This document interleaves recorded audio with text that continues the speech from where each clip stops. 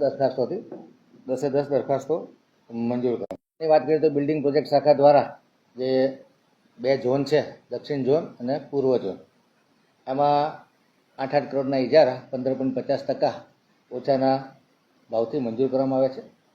આ ઇજારા અંતર્ગત કોર્પોરેશનના જે પ્લોટો છે, જે સોશિયલ ઇન્ફ્રાસ્ટ્રક્ચર માટે ઊભા કરવાના છે, જેમાં ખાસ કરીને vegetable market, pay and park અને રમતગમતના મેદાનો છે.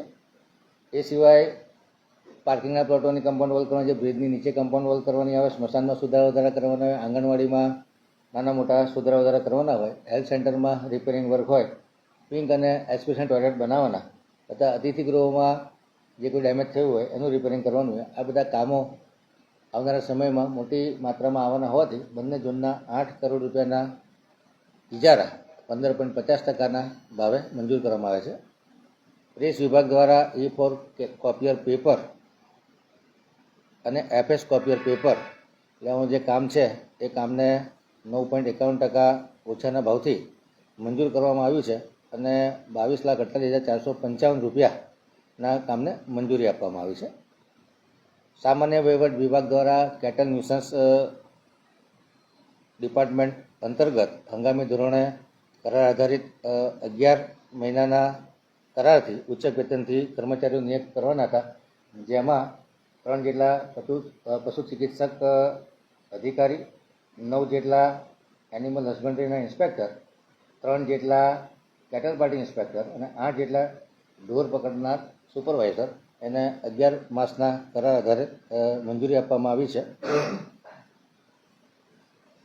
સેન્ટ્રલ સ્ટોર દ્વારા જે હાથલારીઓ હતી એનો ગયા વખતનો જે ઇજારો હતો, જેમાં 69,85,000ની બચત થઈ હતી, જેની સમય મર્યાદા 1 વર્ષ માટે વધારવામાં આવી છે. દબાણ સિક્યુરિટી શાખા દ્વારા જે મિલકતની સુરક્ષા માટે ખાનગી સિક્યુરિટી એજન્સી પાસેથી જવાનો લેવાના છે, એ 150 જેટલા જવાનો GISF એટલે ગુજરાત ઇન્ડસ્ટ્રીયલ સિક્યુરિટી ફોર્સ પાસેથી લેવાનું નક્કી કરવામાં આવ્યું છે અને આ આખો ઇજારો લગભગ 6 કરોડ રૂપિયાના ખર્ચે કરવામાં આવશે, જેમાં ખાસ કરીને ખંડેરાવ માર્કેટની building, command control centre, Kamati Baug અને ઝૂ અને સાથે સાથે જે વહીવટી શાખા બાજુ ડેપ્યુટી કમિશનરની ઓફિસ છે એ બાજુ વધુ સિક્યુરિટી થાય એ માટે ઇજારાને મંજૂર કરવામાં આવ્યો છે. કાલાઘોડા EPSની પ્રિમાઇસીસમાં હેડ ડ્રેનેજ ગ્રેવિટી લાઇનમાં જે ભંગાણ પડ્યું હતું એને 67 હેઠળ 16,17,925 રૂપિયાના ખર્ચે કામ કરવામાં આવ્યું હતું, જેને જાણમાં લેવામાં આવ્યું છે.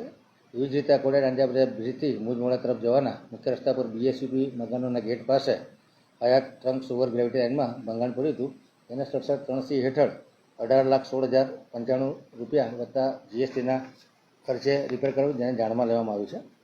વહીવટી વોર્ડ નંબર 12માં બાબા માર્બલથી વિલેજ 36 થઈ લાભ બંગલો સુધી નવીન વરસાદી ગટર નાખવાના કામને 12.88% ઓછા મુજબ 23,97,758 રૂપિયાના ટેન્ડરને મંજૂરી આપવામાં આવી છે.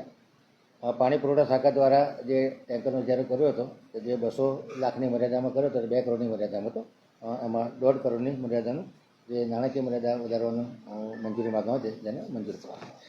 તમારા સૂચનો અને અભિપ્રાય માટે અમારો સંપર્ક કરો. હેડ ઓફિસ સુરત માટે 9825134954 અને બ્રાન્ચ ઓફિસ વડોદરા માટે 9925629069 ઉપર ફોન કરવો. ન્યૂઝ ચેનલ પર વિજ્ઞાપન આપવા માટે અમારી સાથે જોડાઓ. ન્યૂઝ અને અવનવી માહિતી માટે અમારી ચેનલને લાઇક, શેર અને સબસ્ક્રાઇબ કરો.